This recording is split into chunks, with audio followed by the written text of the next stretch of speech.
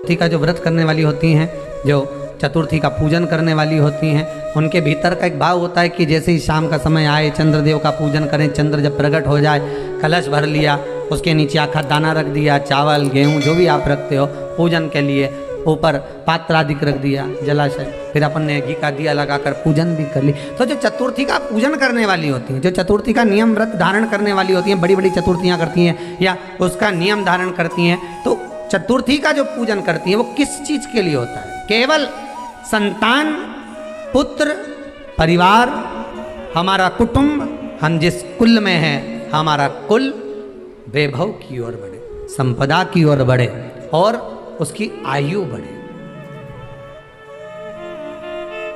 उसकी आयु बढ़े, वैभव बढ़े। बहुत ध्यान दीजिएगा महाराज, चतुर्थी की पूजन में जो आप आखा दाना रखते हो, गेहूँ वगैरह कुछ भी जो भी रखते हो, उसकी बड़ी महत्वता होती है महाराज। यहाँ तक कहा गया है, चतुर्थी की कथा तो आप लोग पढ़ते होंगे, जो लोग पढ़ते हैं उनको मालूम होगा, चतुर्थी की कथा में लिखा है, चौथ माता के व्रत में वर्णन किया गया है कि वो आखा दाना जो रखा जाता है, मान लो कोई जरूरी काम होता है तभी आखा दाना को रखा जाता है, संभाल के रखते हैं कि हम इस काम के लिए जा रहे हैं और हमारा ये कार्य सफल होना चाहिए।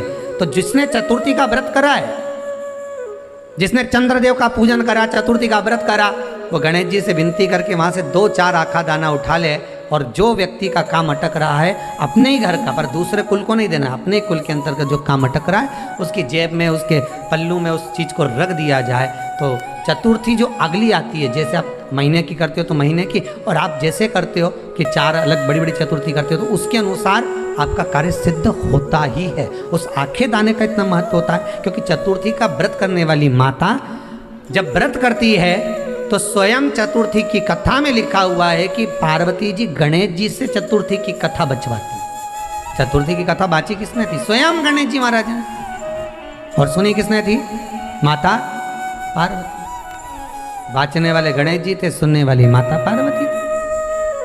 तो चतुर्थी की कथा जब होती है तो उसको स्वयं गणेश जी बाच रहे हैं, तो व्रत कौन सुन रही है? माता पार्वती। और आपने जो आखा दाना लिया वो गणेश जी के भाव से लिया, गणेश जी से निवेदन करके, विनय करके, प्रार्थना कर उसको प्राप्त किया। सौभाग्यवती नारी जितना भजन पूजन करती है, सौभाग्यवती नारी जितना भगवत नाम स्मरण करती है, भगवत पूजन करती है, व्रत करती है, साधना करती है, तप करती है, पूजन करती है, पाठ करती है, आराधना करती है, अर्चना करती है, उस सौभाग्यवती नारी का किया हुआ दान, पुण्य, धर्म, भजन, कीर्तन, स्मरण, सेवा, चाकरी उसके पति के भी काम आती है और उसके पुत्र और पुत्री के भी काम आती है। एक सौभाग्यवती नारी के द्वारा किया।